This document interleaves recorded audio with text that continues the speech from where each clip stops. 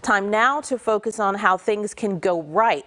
Like, when does a $330 million annual investment bring you a $2.6 billion return? Enter stage left California's film and TV tax credit program.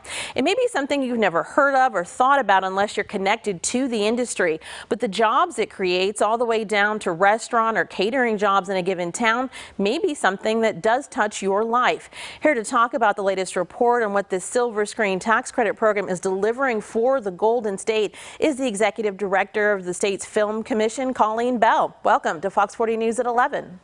Thank you. Happy to be here.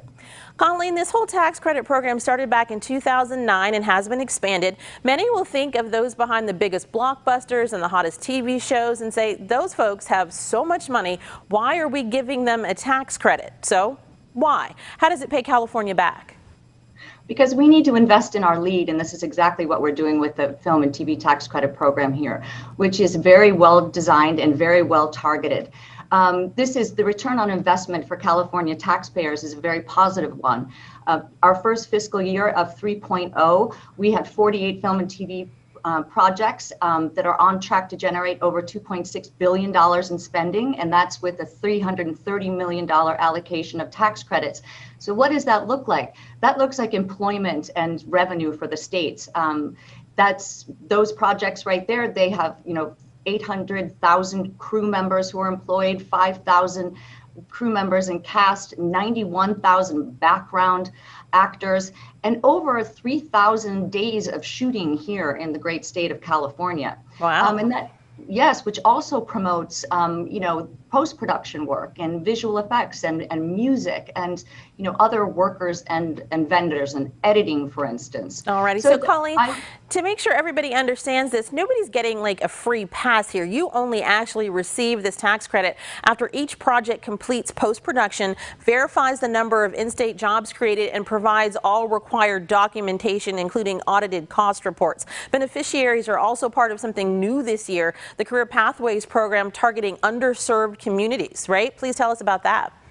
That's absolutely right. So you receive a tax credit reservation, and then you have to provide all the documentation, and there's auditing that goes into it. We are one of the most transparent tax credit programs anywhere in the world.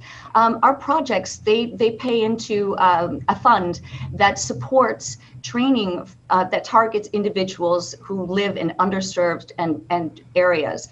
And these training programs are so important to diversify the workforce pipeline for entertainment production.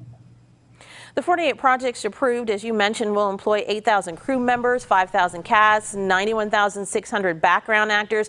We're seeing that kind of hiring, and yet Hollywood is still haunted by that Oscars so white critique that became a hashtag. Lots of criticism out there also about the lack of female directors and women in other positions of leadership on sets.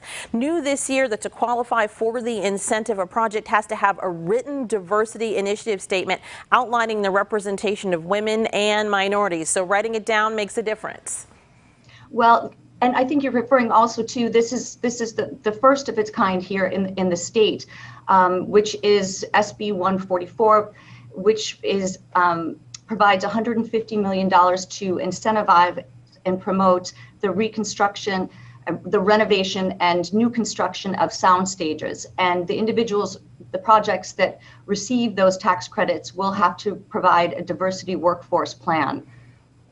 Really exciting on that front. This incentive is also helping to expand what the idea kind of Hollywood is, really moving beyond the traditional Los Angeles 30-mile zone. So many people think this whole industry doesn't really have anything to do with me, but more than 24 film and TV projects in this program are planning to shoot 500 filming days around the state in different spots. Siskiyou County being one of them. Really? Siskiyou County? Well, we want to promote opportunity, entertainment production opportunity all across the state. There's a high concentration of production here in Los Angeles County, but we want to see those opportunities presented to other regions around the state. And therefore, we provide an uplift for projects who have shooting days outside of the 30-mile zone.